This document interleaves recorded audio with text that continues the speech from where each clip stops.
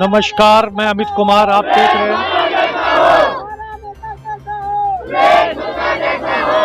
नमस्कार, मैं अमित कुमार, आप देख सकते हैं लाइव तस्वीरें राष्ट्रीय कदम न्यूज चैनल पर। और देख सकते हैं हम आपको बता रहे हैं कि चंडीगढ़ की हर एक अपडेट न्यूज आपको दे रहे हैं। जैसे कि आज हम खड़े हैं वार्ड नंबर 15 के अंदर। यहाँ पर हम आपसे मिलाना चाहेंगे, यहाँ पर वार्ड नंबर 15 से निर्दलीय उम्मीदवार सुरेश कुमार गुप्ता ये हमारे साथ जुड़े हैं। आइए जानते हैं इनसे, जनता के बीच जा रहे हैं, कैसा समर्थन मिल रहा है और इनकी क्या क्या मतलब की मांगे हैं, क्या क्या मुद्दे हैं जिन मुद्दों को लेकर ये जा रहे हैं। नमस्कार सर। नमस्कार सर, बहुत बहुत स्वागत है जी आपका राष्ट्रीय कदम न्यूज चैनल। धन्यवाद सर, आपका मैं सबसे पहले आपका मैं स्वागत करता हूं। आप लोग एमसी इलेक्शनों में हम इस स्लम बस्ती में आए और आके हम लोगों से बातचीत कर रहे हैं, बहुत अच्छा लग रहा है, धन्यवाद जी सर। ये बताइए कि जनता के बीच जा रहे हैं, क्या क्या मुद्दों को लेकर जा रहे हैं और जनता के बीच अगर जा भी रहे हैं और आपको समर्थन कैसा मिल रहा है, सहयोग कैसा मिल रहा है, किन किन मुद्दे ऐसे हैं जो यहाँ के जो जमीनी मुद्दे हैं उनको लेकर हम बातचीत करेंगे, तो कैसे ऐसे मुद्दे हैं सर? सर, मैं पिछले लगभग 8 वर्षों से यहाँ पे काम कर रहा हूँ। जब से कॉलोनियाँ यहाँ पे रिहेबिलिटेट होकर आई हैं तब से मैं आया हूँ यहाँ पे और जनता के बीच में शुरू से काम कर रहा हूँ, इसलिए जनता यहाँ पे मुझे बहुत भली भांति जानती है और जनता के बीच में आना जाना है, तो इसीलिए मुझे मुद्दे भी सारे पता है यहाँ पे क्या है क्या नहीं है, सभी हम लोगों ने काम भी कराए हैं। तो सबसे बड़ा पानी का मुद्दा रहा है यहाँ पे। पानी का मुद्दा, जब हम लोग यहाँ पे आए थे 2013 में, तब यहाँ पे पीने के पानी की व्यवस्था नहीं थी। उस समय कांग्रेस पार्टी का शासन हुआ करता था। तो उस समय क्या हुआ था कि यहाँ पे लोग बाल्टियाँ भर भर के दूसरे सेक्टरों में, दूसरे गांव में जाते थे पानी भरने के लिए और चौथी मंजिलों से बुजुर्ग महिलाओं को उतर के जाना, भर के लाना, बहुत ही व्यवस्था खराब थी, जिसकी फिर हम लोगों ने आगे कंप्लेंट भी की। कंप्लेंट करने के बाद फिर यहाँ पे जो अभी क्या है कि भाखड़ा का पानी भी आने वाला है यहाँ पे, तो उससे समस्या से भी निजात मिलेगी।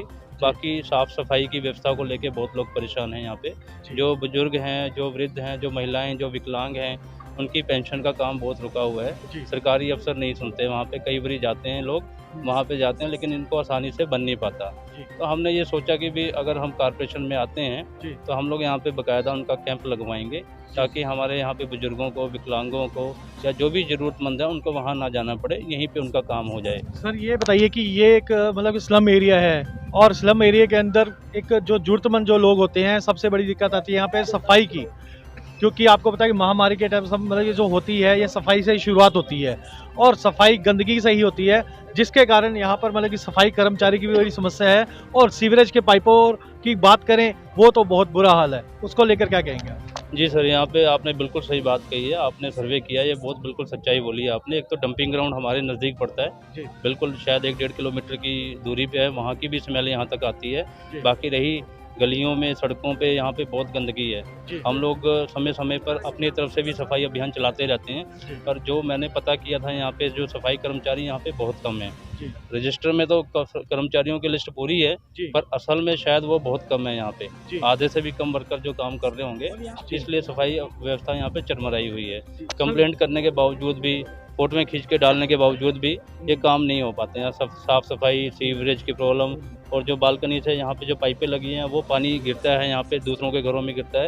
ये शुरू से व्यवस्था खराब है, हम इसको ठीक करवाएंगे। सर बात करें रोजगार की, यहाँ के युवाओं का जो है रोजगार, एक तो नशे की तरफ बहुत ज़्यादा लोगों का जो युवा है वहाँ के, यहाँ के वो लोगों का नशे के प्रति बहुत ज़्यादा बुरा हाल है।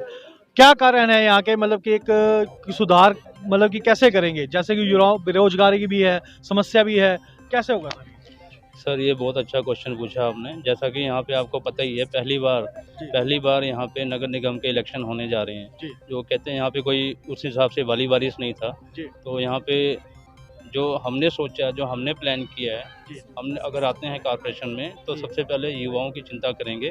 हमारे साथ कुछ ग्रुप जुड़े हुए हैं, जैसे मैं आपको बताना चाहता हूं, जैसे हमारे साथ ताइक्वांडो हो गए, जूडो वाले लड़के हो गए, स्पोर्ट्स वाले लड़के हो गए, या फिर कुछ डांसिंग क्लासेस वाले लड़के हो गए, जिनको हम लोगों ने अभी जोड़ भी रखा है उन ग्रुपों के साथ। 25-30 लड़कों का, बच्चों का ग्रुप है, ऐसे अलग अलग ग्रुप बना रखे हैं। तो वो ऑलरेडी हम लोग नशे से दूर रहें, इसलिए हमने उनको उसमें भी ट्रेनिंग के पर्पज से कि ये लोग सीखते भी रहें और ये नशे की तरफ मूवमेंट ना हो। आपने देखा है कि जहाँ पर मतलब ये लोगों को इस स्थान पर मतलब किया आपने कि यहाँ पर ये चीज़ें सिखाई जाए? हाँ, मैं वो बताता हूँ आपको। बच्चे आते हैं मेरे पास, कहते हैं कि भैया यहाँ पे हमें कहीं पे जगह दिला दो, क्योंकि बच्चियाँ भी हैं, बच्चे भी हैं, उन्होंने प्रैक्टिस करनी होती है, तो कहीं जगह नहीं मिलती। स्पोर्ट्स कॉम्प्लेक्स में यहाँ के बच्चों को जगह नहीं दी जाती। वहाँ पे स्पोर्ट्स एक कॉम्प्लेक्स सारंगपुर में बनाया गया है, लेकिन शायद गाँव वाले अलाउ नहीं करते यहाँ कॉलोनी के बच्चों को, तो वो बहुत दिक्कत है। तो हमने ये भी सोचा है कि हम अपनी कॉलोनी में यहाँ पे भी एक स्पोर्ट्स कॉम्प्लेक्स बनाएंगे। हालांकि वो वार्ड भी अब इसी में आ गया है, जो गांव सारंगपुर है वो भी इसी वार्ड में आ गया, तो हम चाहेंगे कि आगे समस्या ना आए। दूसरा, यहाँ के बच्चों को फिर जैसे हम लोग यहाँ पे आते हैं, कॉर्पोरेशन में आते हैं, तो पर्टिकुलर उनको यहाँ पे कहीं पे जो भी हम लोग ग्राउंड या पार्क में कहीं पे भी उनको जगह दिलाएंगे, ताकि वो बच्चे अब प्रैक्टिस कर सके और दूसरे गलत कामों की तरफ उनका रुझान ना जाए। सर, आने वाली 24 दिसंबर को चुनाव होने जा रहे हैं। मैं आपको बताना चाहूँगा, जो रोजगार की बात रह गई थी वो रह गई बीच में, नशे वाली तो बात हो गई। रोजगार में जो हमने ये सोचा है, अगर हम कॉर्पोरेशन में आते हैं तो यहाँ पे जितने भी संस्थाएं हैं, आसपास हमारे स्कूल हैं, कम्युनिटी सेंटर हैं, डिस्पेंसरीज हैं, ट्यूबवेल्स हैं, पार्कों में माली लगेंगे, तो सबसे पहले प्राथमिकता ये होगी कि हम अपने धनास वासियों को और सारंगपुर वासियों को पहले उनको रोजगार और वहाँ दिया जाए, जहाँ पे भी सूटेबल, जो भी जिस लायक होगा उसको वहाँ पे जगह हम लोग वहाँ पे नौकरी दिलवाएंगे उसको। तो आने वाली 24 दिसंबर को चुनाव होने जा रहे हैं, और जिस प्रकार से आपके साथ कार्यकर्ता जुड़े हैं और कार्यकर्ता जो सपोर्टर भी आपके साथ जुड़े हैं, उनको ऐसा क्या मूल मंत्र दे रहे हैं जो आपके साथ इतनी बड़ी संख्या के अंदर आपके साथ कार्यकर्ता कर रहे हैं? देखो, हमने सिर्फ यहाँ पे प्यार बांटा है और प्यार ही कमाया शुरू से। यहाँ पे बड़ी बड़ी पार्टियां हैं, जो सुनने में आ रहा है कि वो पैसा भी बांट रही हैं, दारू भी बांट रहे हैं, और कुछ महिलाएं मेरे पास आई थी, कहते कि आप हमें कितना दोगे, हमें तो आम आदमी वाले और कांग्रेस वाले 250 रुपये 300 रुपये दे रहे हैं रैली में जाने के लिए, और शराब की बोतल भी दे रहे हैं, आप क्या दोगे हमें? तो मुझे दुख सुन के बहुत दुख हुआ। मैं कहा मैं हाथ जोड़ता हूँ, मैं ये तो दे नहीं सकता। हाँ, विकास के नाम पे अगर जो कहेंगे, मैं बिल्कुल आपका आशीर्वाद लेके मैं आपके साथ खड़ूंगा।